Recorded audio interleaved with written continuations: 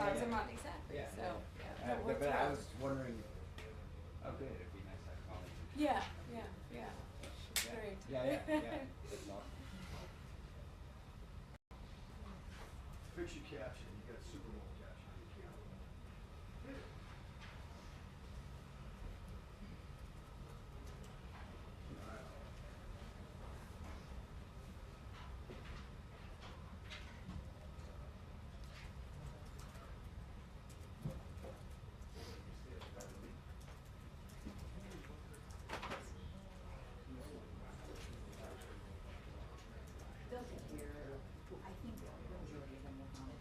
Yes, I'm going to Michigan, but Erica volunteered to Alabama, so.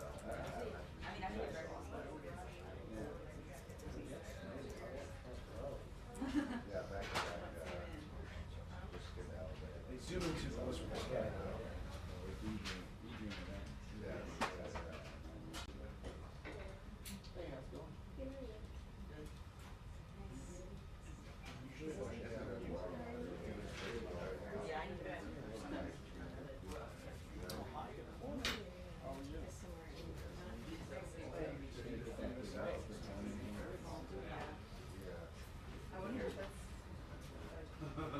Ready for showtime?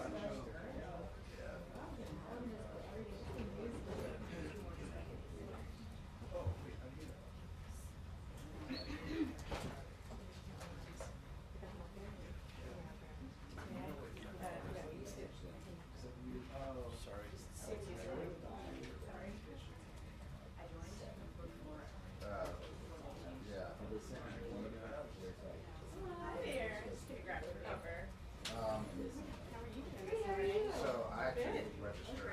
Thank you. I was trying to not be hot. I think it's going to go up to like 75 today. That's smart. Thank goodness. Right? So nice.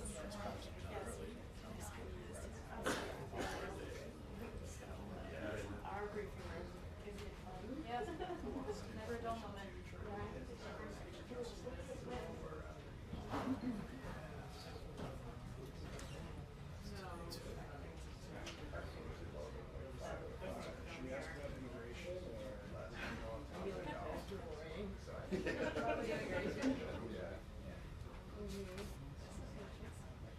So how about tariffs?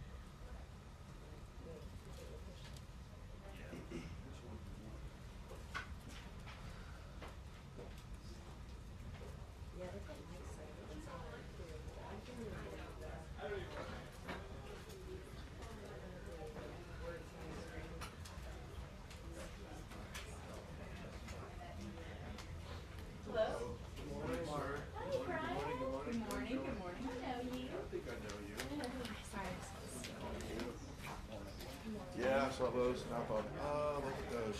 Kate had a good time. Did you have a good time? No, you're tall. How are you?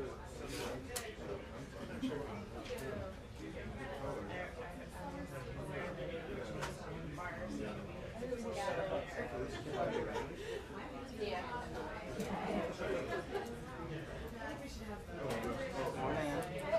Did you mind standing right in front of the podium? Oh, on the other side? Yeah, and then just looking right at me. Thank you. Just a second.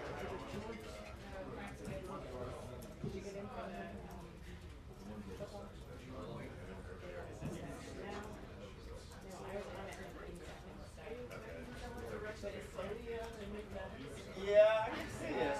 Alright, and one more.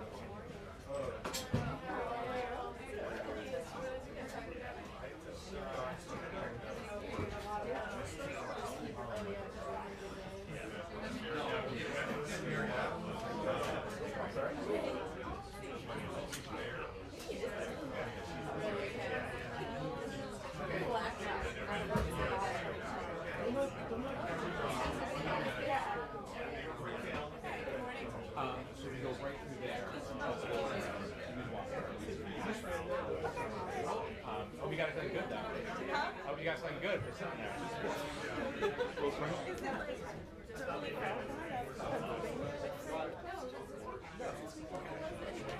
I would say like nail salute, like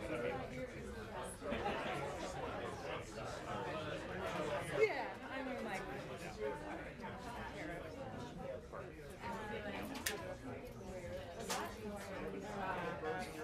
Not always. Every year they do that. I mean, I think people want to know. I think people want to know. Yeah, go ahead. Hello, how you doing? Good.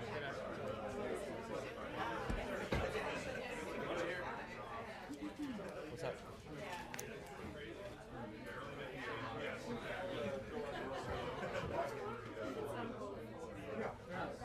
Yeah.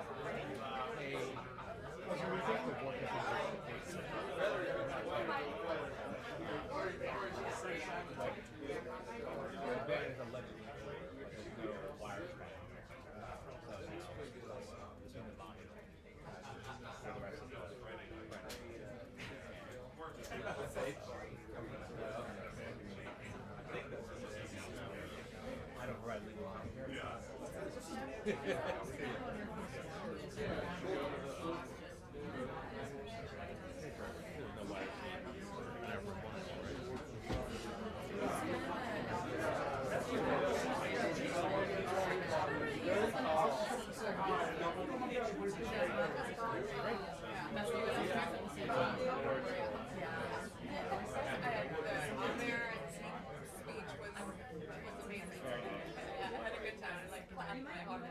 Very nice moment.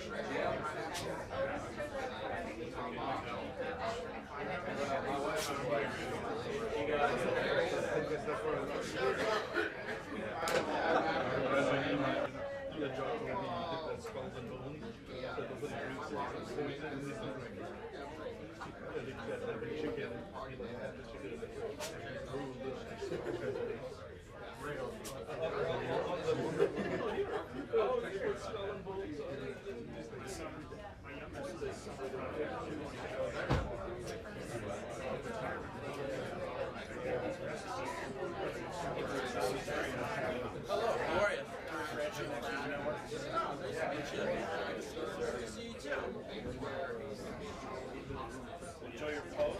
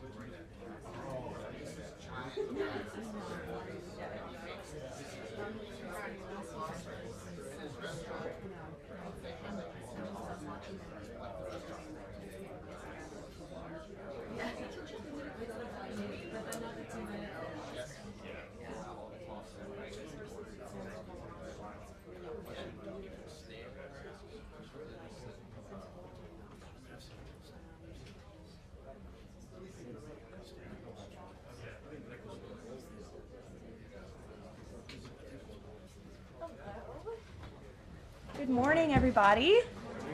How are you? Good to see you bright and early on this Monday morning.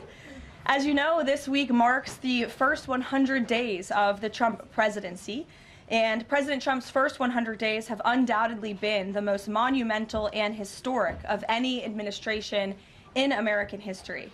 President Trump has already delivered on hundreds of promises he made to the American people, and we will continue to talk about all of them throughout this week. Tomorrow, I will host a press briefing at this same time, bright and early again, to highlight the Trump administration's economic accomplishments with our Treasury Secretary, Scott Bessent. And tomorrow night, President Trump will travel to Michigan to discuss all that he has achieved on behalf of the American people. On Wednesday, the president will host an open press cabinet meeting where each cabinet member will discuss their success thus far and their plans for the future. Today, we kick off 100-day week with a focus on the president's historic effort to secure our southern border.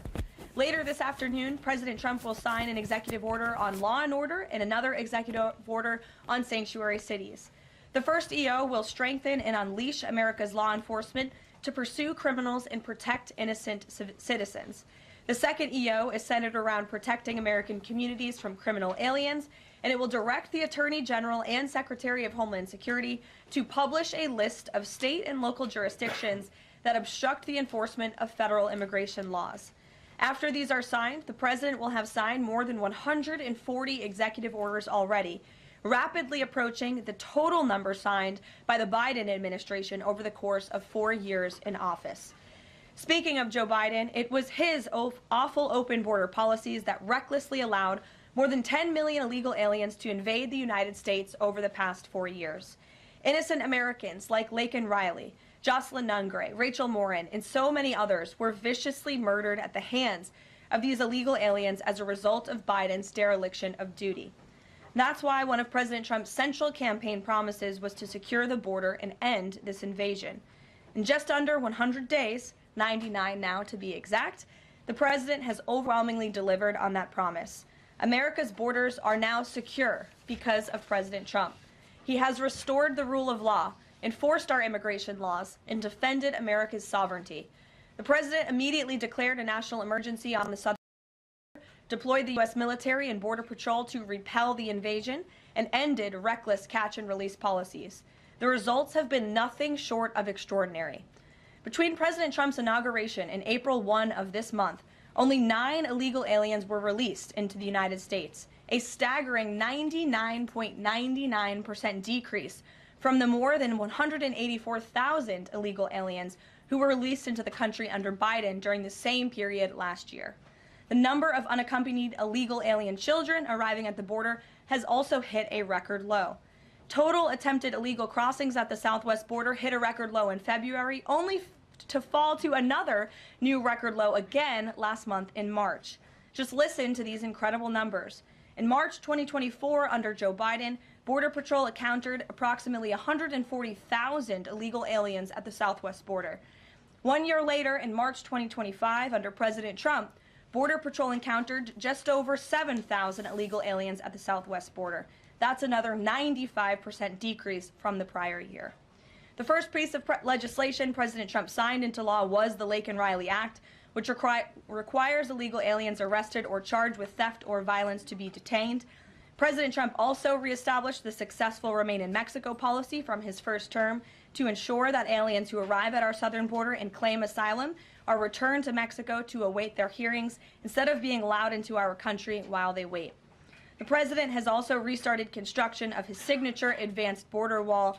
More than 85 miles of new border barrier are already in various stages of construction and planning. And Border Patrol, in collaboration with the Department of Defense and the great state of Texas, have deployed 75 additional miles of temporary barriers across the southern border. The Trump administration, as you know, has also ended the disastrous CBP-1 app, which Joe Biden exploited to facilitate the migration of nearly 1 million illegal aliens into the country. The Department of Homeland Security has relaunched this as the CBP Home app to provide illegal aliens in the U.S. a straightforward way to declare their intent to voluntarily depart.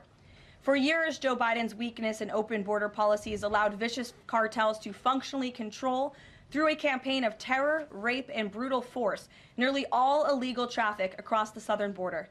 President Trump has put a stop to this in record time.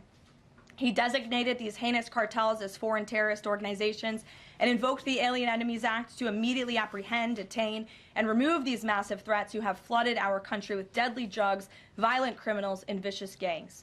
The Trump administration is working 24/7 to successfully arrest and deport these illegal criminals and foreign terrorists from our communities. We are in the beginning stages of carrying out the largest deportation campaign in American history.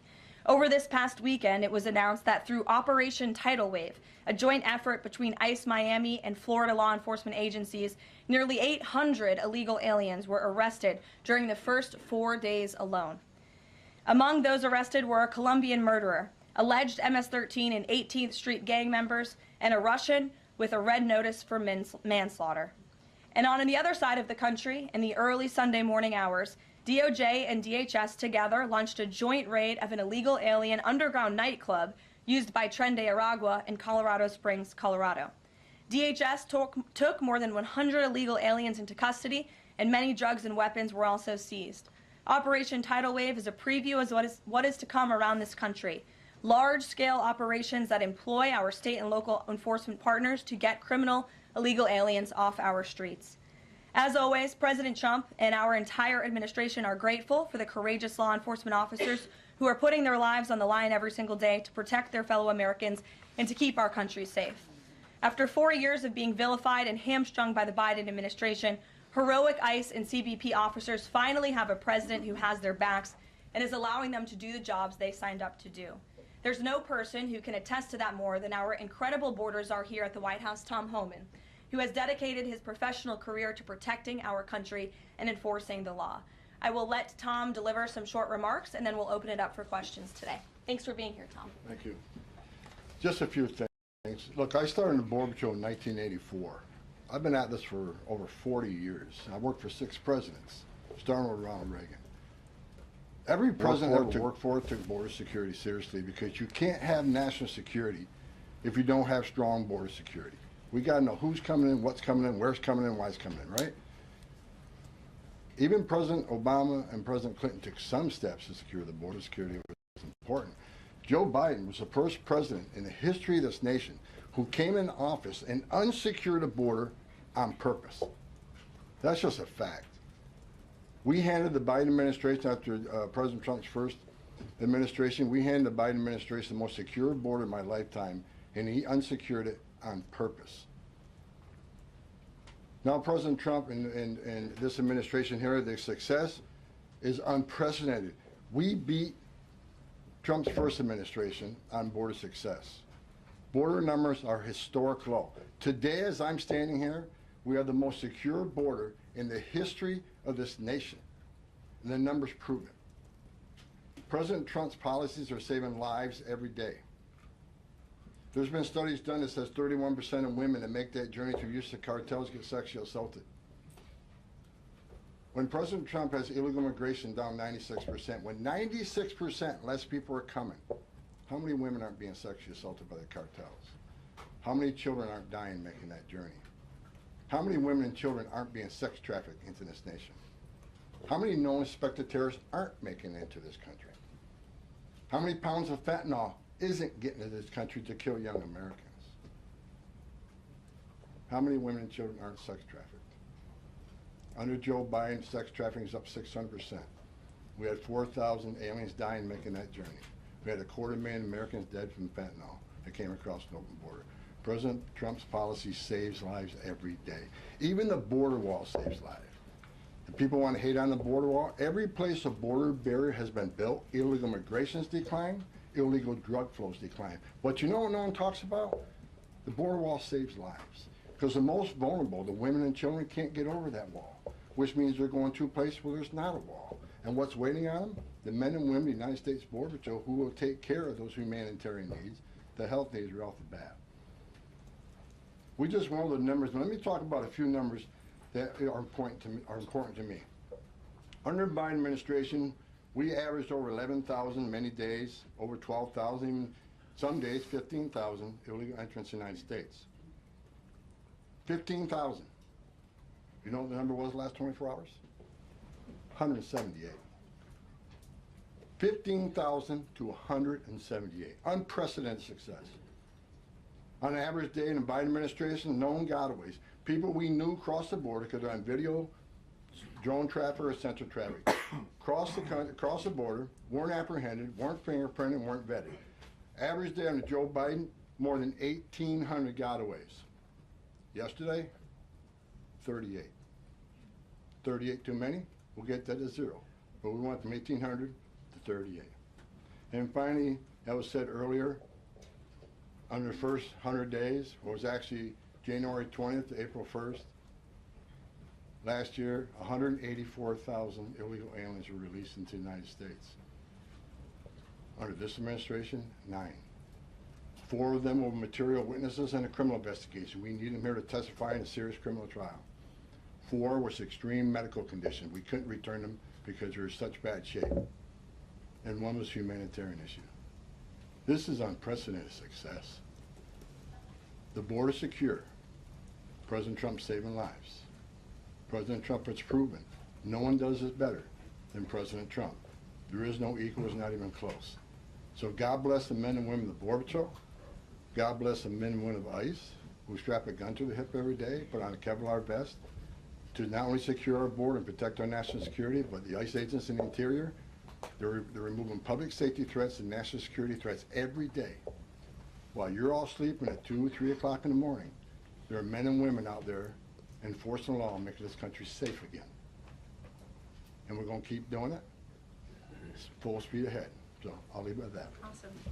Thank you, Tom, and thanks for all your great efforts. We do want to open it up to questions. If you have border-related questions for Mr. Homan, and I'm also happy to take any non-border-related questions. I'm happy to take border questions too, but Tom is here offering his time, so we encourage you to ask him questions. We'll start with our new media seat today. As always, Rogan O'Hanley, former Hollywood entertainment lawyer, I didn't know that, Rogan, who got fed up with the far-left ideologies of California and now posts conservative political commentary online for his more than 7 million followers across all major platforms. He joins us today from the great state of Florida. Why don't you kick us off today, Rogan?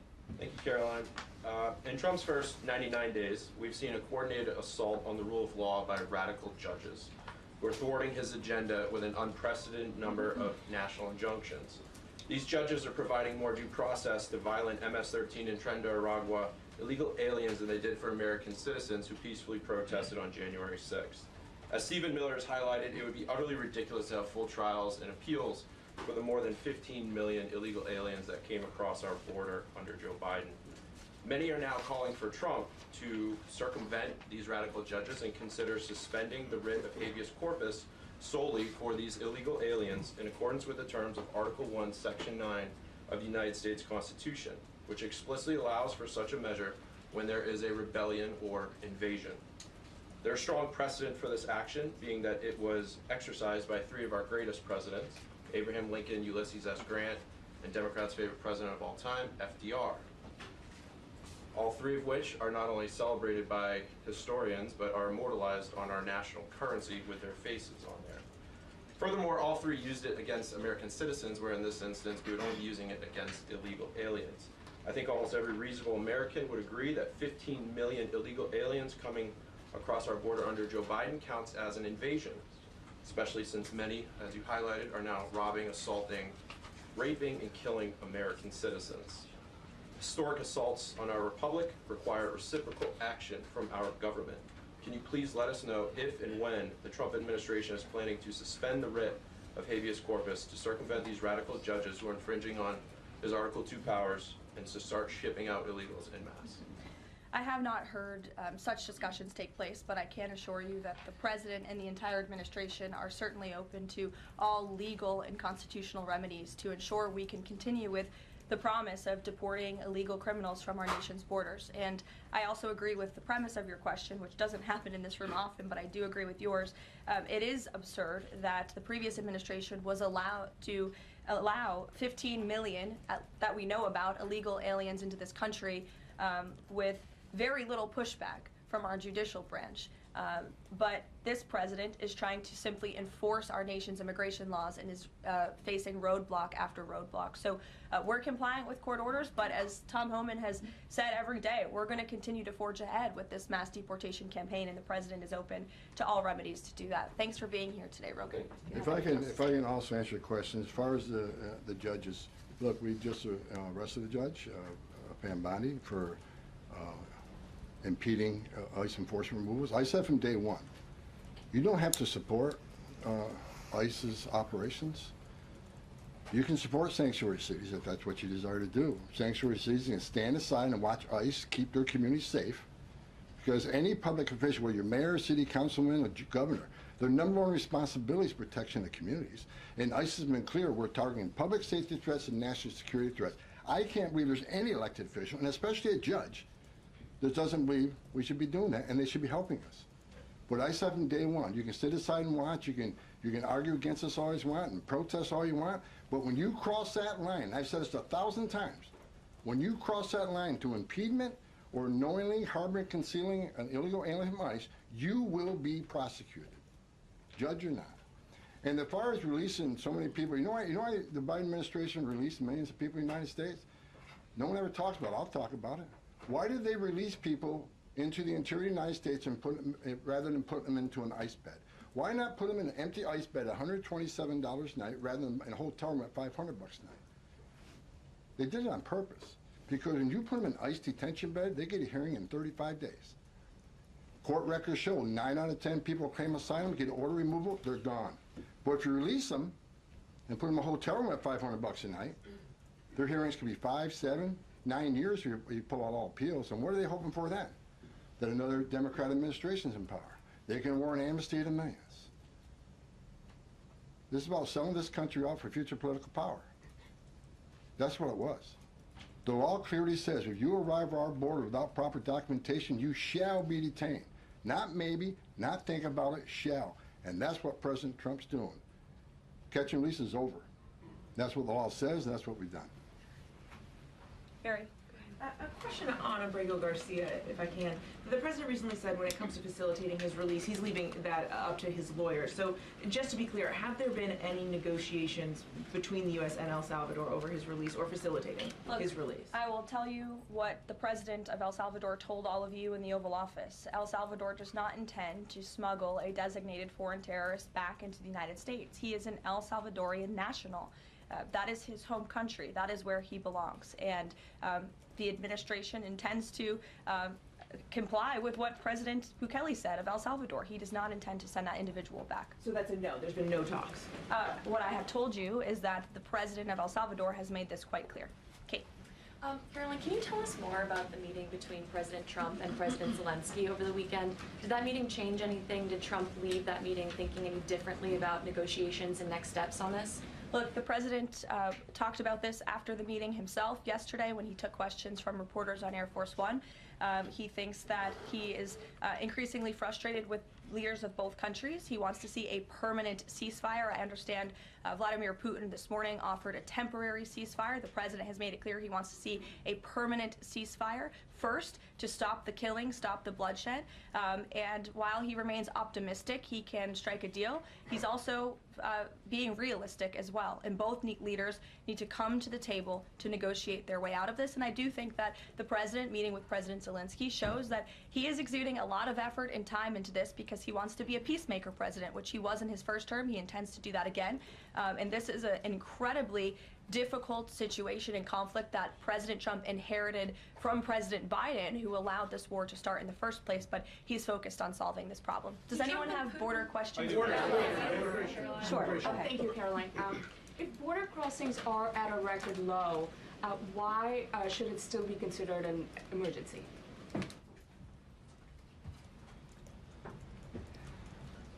It's because of what has happened on the last administration. We got to ensure that not 1 ounce of fentanyl comes across the border to kill Americans. The president has declared the cartels in Mexico a terrorist organization along with MS-13 TDA. They've killed more Americans than every terrorist organization in the world combined. It's an emergency till we shut it down. It's an emergency till the cartels are wiped off the face of this earth. President Trump's committed to saving every life. Now, I just mentioned gotaways 38 yesterday. Who are the gotaways? Where do they come from? We had over 2 million gotaways under Joe Biden's administration. Why did 2 million people pay more to get away? Under the Biden administration, you pay a cartel this amount of money to cross the border. Cartel's job ends at the border. Just turn yourself in a green uniform. Get released in 24 hours. Get a free airline ticket to the city of your choice. Get a free hotel room. Get 3 meals a day. Get free medical care. Get work authorization in 90 to 120 days, which is the real reason they came here. Why did 2 million people pay more to get away? Because they didn't want to be vetted. They didn't want to be fingerprinted. We've arrested over 400 people on the terrorist watch list coming across the southern border in 4 years. How many of the 2 million came? How many of the 2 million came from countries sponsoring terror? If you think it's 0, then you're ignorant. This is the biggest national security failure this country's ever seen. This is the border emergency until we end it, end all of it. We're making good strides. But right now, it's still an emergency until we shut it down. Go ahead. This is a question for Mr. Homan. Late last week, there were 3 U.S. citizen children who were removed with their mothers who were in the United States illegally. There have been a federal judge in Louisiana who was appointed by President Trump said that he was concerned that there was, quote, no meaningful process. Are you concerned that due process, at least for the U.S. citizen children, is being flouted and that the speed at which the enforcement is being done could lead to errors, as was the case in the Abrego Garcia case? And then also if you could give an update on the deportation numbers under this administration and whether you're pleased with them. First of all, I don't accept the term error in Abrego Garcia. There was an oversight. There was a withholding order. But things have changed. The facts around the withholding order has changed. He is now a terrorist. We've seen the withholding order set aside. And the gang he was fearing from being removed out of El Salvador no longer exists. So the facts around that case are totally different. I'll let the lawyers litigate that. But as far as the 3 USC kids, I'd said from day one that if you enter this country legally, it's a crime. If you remain in this country legally and you ignore a judge's order about deporting, if you choose to have a U.S. citizen child, knowing you're in this country legally, you put yourself in that position. You put your family in that position. What we did is remove children with their mothers who requested the children depart with them. This was a parental decision. Parenting 101. The mothers made that choice. And I tell you what, if we didn't do it, the story today would be Trump administration separating families again. No, we're keeping families together. So when a parent says, I want my 2-year-old baby to go with me, we made that happen. They weren't deported. We don't deport U.S. citizens. The parents made that decision, not the United States government. But I don't hear any questions about Laken Riley had a mother. She's never going to see her child again. Rachel Morin, she had 5 children. Those children are never going to see their mom again. This administration is doing the right thing. Every public safety threat we arrest from this country and remove them, this country is much safer. So parents will make a decision what happens to their child. Having a U.S. citizen child does not make you immune from our laws. If that's the message we send the entire world, enter the country legally. It's a crime. Don't worry about it. Get order removed by an immigration judge. Don't worry about it. No one's looking for you. And have a U.S. citizen child, and you're immune from our laws, you're never going to fix the border. People will keep putting themselves in harm's way. More women would die. More children would die crossing this border. We got a secure border by enforcing our laws. We're not making this up. We're enforcing laws under statute enacted by Congress, and it's the right thing to do. Can you give an update on the deportation numbers under this administration? Mr. Homan. What are you asking for? We just provided the An update on numbers. the number of deportations that have occurred under this administration, whether you're pleased with that. Last number I got was 139,000 deportations. Am I happy with the number? Numbers are good. Especially if you look at the ICE numbers. The ICE arrest removals are far beyond Biden. But I read the media, ICE, the deportations are behind Biden administration. Well, why? Because they counted border removals. We don't have 10.5 million people crossing the border. We don't have border removals. So Joe Biden could have deported 5% of his encounters, and the numbers will still be higher than us on the border removals because we have a secure border, the most secure border in the history of this nation. Compare apples to apples, ICE arrests and deportations are far more than Joe Biden. That's right. Caroline. Sure, go ahead. Mr. Homan, talking about the border wall, can you give us an update as far as how many miles are being built today? And is Mexico paying for it, as the president said they were going to? Well, first of all, I'll answer that question because I already answered it in my opening remarks. To date, since January 1st, there's been more than 85 miles of new border wall construction in various stages of that construction and planning. The president has made it clear to Congress that we want to see more funding for not just border wall construction, but also to support our ICE agents and our Border Patrol agents who are on the ground facilitating with this mass deportation effort. So he's clear that Mexico is not going to pay for it? Is that what you're saying? Let's address that. Trump said Mexico won't pay for the wall. They have in a roundabout way, have they not? Putting 10,000 military on the northern and southern border, taking the action they did remain in Mexico. They didn't have to do that. They're doing it. Putting military on the southern border. Have moved illegal immigration to a record low. We're saving millions of dollars every day on detention, transportation, removal proceedings.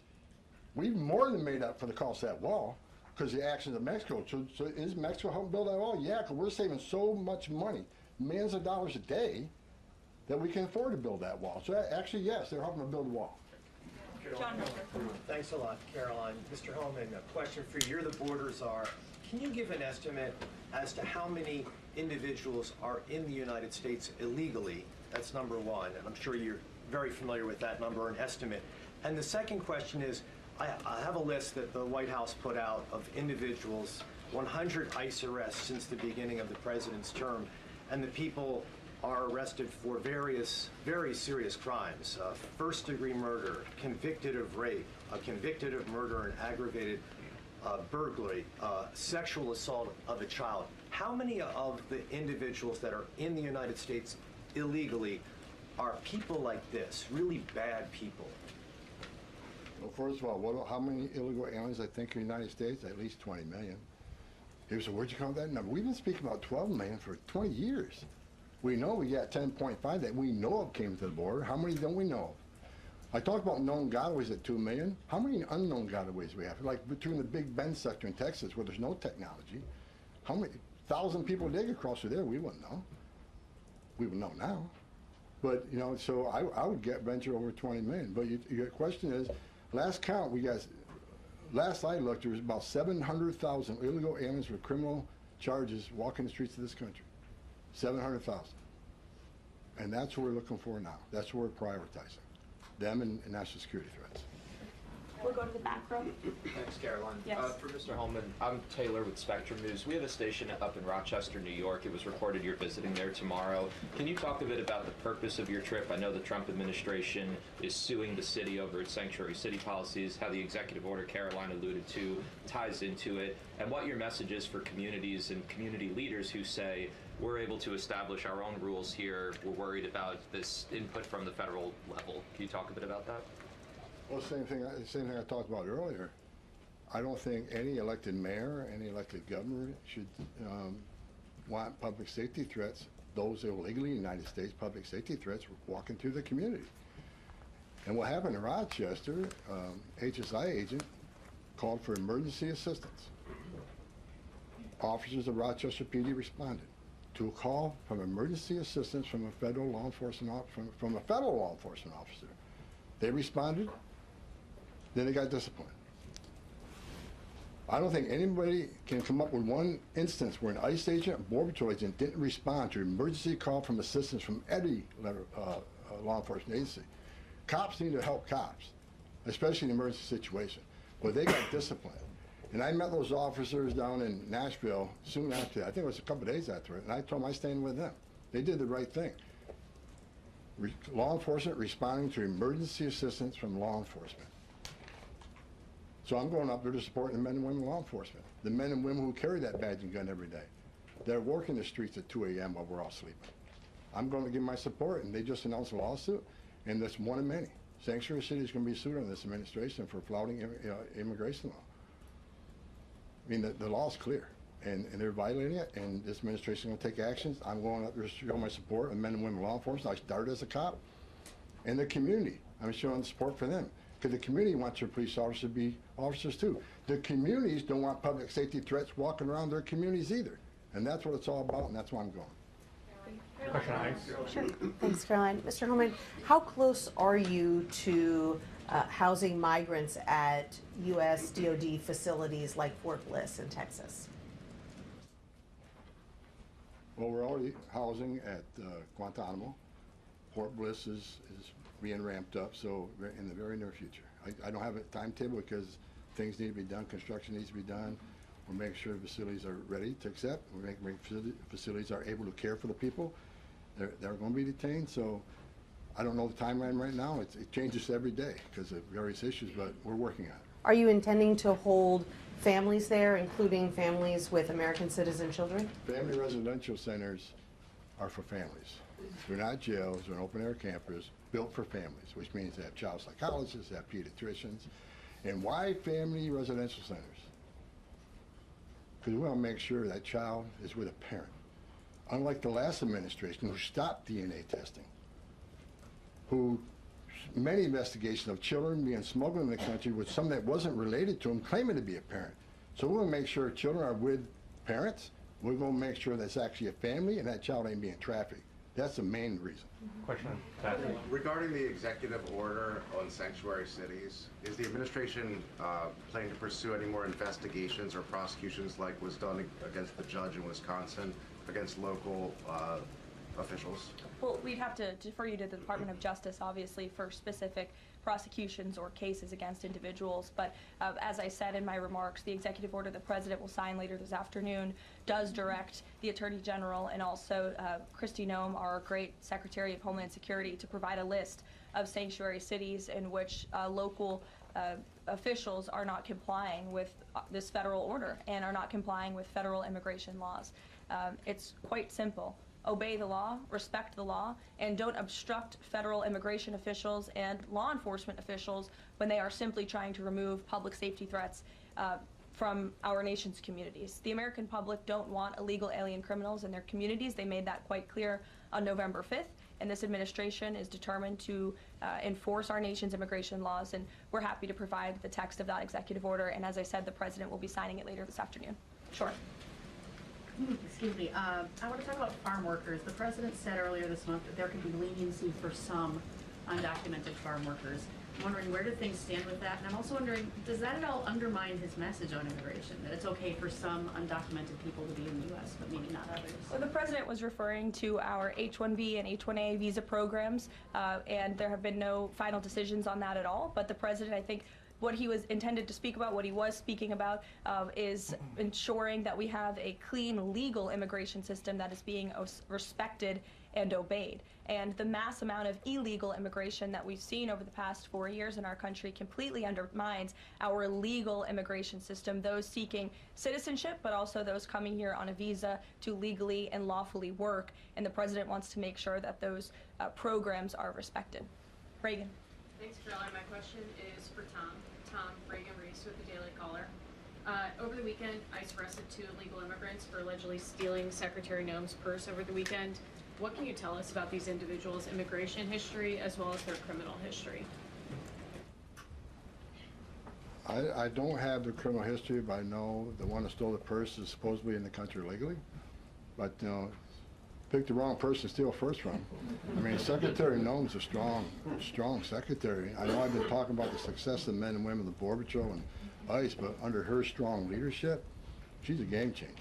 So I'm happy to work with her, despite the media I've read that me and Kristi Noem have differences. Me and Kristi Noem are attached at the hip. There's no daylight between us. We're both going to push the president's agenda. She's a strong secretary, and I'm glad she's in here. And I'm glad, again, the illegal alien? Picked the wrong person, steal first from. I'm telling you. Mary Margaret, go ahead. Thank you, Caroline. I have two questions, one for Mr. Homan, one for you on the White House Correspondents' Dinner. I'd like to start with you, though, Tom Homan. This list has a very high number of sexual assaults on a child. Can you comment on that and why there's so many crimes against children committed by illegals in this country? I don't know why. It's sick. It's the worst crime in the world when you sexually assault a child. I mean, the most innocent of us all. But that's why I made a statement that one time I was going to go to Boston, bring hell with me, and the media went crazy. Tom Homan says, we're going to Boston, bring hell with them. I was going to bring hell to illegal aliens that rape children. There's not more of a heinous crime. And as you can see, the amount of child rapists we've arrested under this administration, that could have been arrested under the Biden administration. They were out there. They had their final orders. They were out there, but they didn't go to look for them. They were too busy releasing millions of illegal aliens in this country. And the numbers prove it. The removal numbers of criminals was the lowest. ICE had the lowest number of removals in the history of ICE under Joe. At the same time, you had historic illegal immigration on the border. ICE had the lowest numbers in the history of the agency. That shows the difference between two administrations. We're looking for every one of them. People want to know, okay, when am I going to retire for the third time? I'll retire when every public safety threat, national security threat, child rape is eradicated from this country. That's when I'll rest. Thank you so much. And then Caroline, really quick. Alex Thompson said at the White House Correspondents' Dinner, and I'm going to read his quote, "President Biden's decline and its cover-up by the people around him is a reminder that every White House, regardless of the party, is capable of deception. We, myself included, missed a lot of this story, and some people trust us less because of it." Can you comment on those remarks and whether you agree with that assessment? I do agree with that assessment from Alex Thompson, who I understand won an award for writing a story months and perhaps years after the American people already knew that story to be true. Millions of Americans watched our mentally incompetent president struggle with his day-to-day duties of this office. We watched our country be ran into the ground as a result, and nobody in the media wanted to write about that, talk about it. There were many reporters, I will say, right-leaning reporters who did talk about that, who didn't get awards, didn't get coverage. In fact, they were lambasted for their coverage. And I remember being on President Trump's campaign, talking about Joe Biden's clear mental incompetence and being accused by people in this room of manufacturing deep fake videos, trying to persuade the public into not believing what they saw with their own eyes for many years. And I think it's about time the legacy media finally admits that was one of the greatest cover-ups and scandals that ever took place in American history, and certainly it did contribute to the decline in the trust that Americans have for the legacy media. Peter, which, by the way, is why we've made many changes to this briefing room in this White House. It's long overdue. Peter, go ahead. Thank you. A few things. You guys arrested a Milwaukee County Circuit judge for allegedly helping illegal immigrants get away. As you guys look at other judges, would you ever arrest somebody higher up on the judicial food chain, like a federal judge or even a Supreme Court justice? Well, that's a hypothetical question. Again, I defer you to the Department of Justice for individuals that they are looking at or individual cases. But let's be clear about what this judge did. She obstructed federal law enforcement who were looking for an illegal alien in her courthouse. She showed that illegal alien the door to evade law enforcement officials. That is a clear-cut case of obstruction. You don't have to be a lawyer to understand that. And so anyone who is breaking the law or obstructing federal law enforcement officials from doing their jobs is putting themselves at risk of being prosecuted, absolutely. You guys have at least 18 written trade proposals. We still don't know who they are from or what they contain. What is the holdup with that? There's no holdup. We're working around the clock. The trade team is working all day. I was on the phone late last night with Secretary Lutnick. I was on the phone this weekend as well with Secretary Bessent. I mean, the entire team is working 24/7 to get these trade deals done. And I think you'll be hearing more about them this week. I don't want to get ahead of the trade team or the president in announcing potential deals, but certainly I can assure the American public that this administration is full speed ahead in cutting good and fair trade deals on behalf of the American worker. And one more. After the president's Truth Social post, the Browns finally took Shadur Sanders. Does the president think he deserves credit for Sanders getting picked? And does he think going to the Browns is better than being undrafted? Hey, all I will say is the president put out a statement, and a few rounds later he was drafted. So I think the facts speak for themselves on that one, Peter. We'll go to the back row in the middle, to the blonde. Yes, hello. President Trump has said that Secretary Hegseth will get it together. Does he think that Hegseth doesn't have it together right now? Look, the president has made his position on Secretary Hegseth quite clear. He absolutely has confidence in the secretary's ability to lead the Pentagon. It's why he nominated him for this position. It's why the Senate voted to confirm him in this position. And look at the success that DOD has had thus far. Their successful operation against the Houthi terrorists in the Middle East. You look at the recruitment and retention levels for all branches of our armed forces are on the incline, which is exactly what this president intended to do. Secretary Hegseth has completely wiped out DEI from the Pentagon as well. And so he's going to remain focused on standing up for our war fighters, on implementing President Trump's peace through strength foreign policy agenda abroad, and the president supports him in his role. Sure. Many are wondering how these 10 or 20 million people are working. Is there some efforts to clamp down on employment? Because they're working somewhere to keep staying here. The number of worksite enforcement actions have tripled this year, and it's going to triple again. Because in sanctuary jurisdictions especially, if we can't arrest a bad guy in the safety and security of a county jail, and they're going to release them into community, that means we go into the community. If we can't arrest them in the community, we'll arrest them at their work site. We got to do what we got to do to arrest public safety threats. There's no sanctuary for public safety threats in this country. So worksite enforcement is going to increase even more than it already has. And another reason for worksite, the last administration stopped worksites. Where's the number one place we find victims of trafficking, victims of forced labor trafficking in worksites? So not only are we going to enforce law on worksites, we're going to save victims of trafficking. That's another reason we've increased worksite enforcement. Awesome. Well, go ahead, Brian. Sure. We'll take one more question. Thank you. This is for Mr. Homan. We all walk by these heinous yard signs that are along Pebble Beach. What is some of the feedback that your ICE agents are getting in the field from the community as they remove these individuals from their families, their neighborhood, their schools, or all the places in their community? What's been the reaction that your ICE agents have gotten from the people who live amongst these individuals? The morale of ICE and Border Patrol is at all-time high because they're getting to uphold the oath they took, and they're enforcing the law. Border Patrol and the Biden administration, I met with hundreds of them. They felt like Uber drivers and tourist agents. These men and women joined the ranks of ICE and Border Patrol to enforce the law, make the community safer, and protect national security. I hear it all the time. There's a lot of people in this country who don't like me. I don't care. But when I walk to an airport, I have many people walking up to me and thank me for what I'm doing, and I'm not taking credit for anything. The success of the border and immigration enforcement is President Trump and the men and women wearing that uniform. God bless each and every one of them. But I take a pleasure in seeing it because in 40 years of doing this job, people always want to say, why are you so emotional when you testify? Why are you so emotional on network? Because if they wore my shoes for 40 years, they'd understand why I'm emotional. I've talked to little girls as young as 9 years old that were raped multiple times by the cartel members. And when you get to your knees and you talk to that little girl and everything innocent and pure has been ripped from her, when you listen to the Lake and Riley, 17 minutes, that young lady fighting for her life, don't just think, okay, a young woman died. Think of how she died, the terror that she went through, and these children that are sexually assaulted. I stood in the back of a tractor trailer and 19 dead people at my feet that baked to death.